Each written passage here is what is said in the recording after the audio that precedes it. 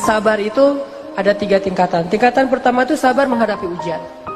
Wabasyiris sabirin, kata Allah di surat Al-Baqarah. Sampaikan berita gembira kepada orang yang sabar terhadap ujian. Nah, gimana sabar terhadap ujian? Kalau kita dapetin ujian, kita tinggal bilang innalillah wa inna ilaihi raji'un. Dan itu kita katakan tuh dengan hati yang yakin. Ini semuanya kehendak Allah. Dan pasti ada kebaikan di dalam setiap kehendak Allah. Dan siapa yang mengatakan innalillah wa inna ilaihi raji'un, berarti dia melibatkan Allah dalam musibah. Jadi kata kunci atau password untuk ngelibatin Allah dalam musibah kita, pertama bilang innalillah wa inna ilaihi raji'un. Allah pasti terlibat. Jadi kalau kita pengen libatin Allah dalam musibah kita, pertama pakai passwordnya dulu. Langsung Allah tawarkan banyak jalan keluar dalam musibah kita. Karena kita hanya perlu mengatakan innalillah wa inna ilaihi raji'un. Sabar level 2. Sabar level 2 itu adalah sabar dalam meninggalkan dosa. Ternyata ninggalin dosa juga butuh sabar. Sabar untuk nggak ngelakuin dosa, walaupun mungkin dosa itu udah biasalah, orang lain juga ngelakuin yang kayak gitu.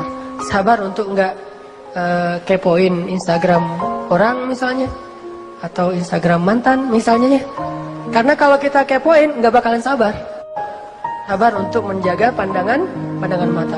Apalagi sabar untuk ninggalin, untuk tidak jalan sama dia kalau belum halal. Itu butuh kesabaran dan itu nggak gampang. Apalagi kalau misalnya sesuatu yang benar-benar kita senengin gitu, kayak sabar untuk ninggalin hal yang sia-sia gitu. Dan itu sabar yang lebih tinggi derajatnya daripada sabar terhadap musibah loh teman-teman.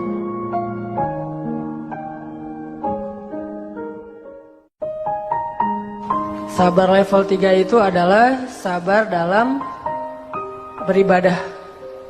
Jadi kalau level 1 itu sabar menghadapi musibah, level 2 sabar meninggalkan dosa, level 3 itu sabar dalam ibadah. Sholat sabar, puasa sabar, sedekah, tilawah, segala macam ibadah-ibadah sabar.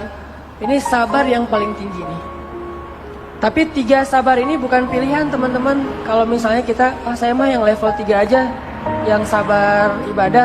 Tapi kalau musibah ngeluh, kalau dosa belum bisa ninggalin, berarti belum sempurna sabarnya. Baru disebut orang yang sabirin kalau dia bisa sabar dengan 3-tiganya.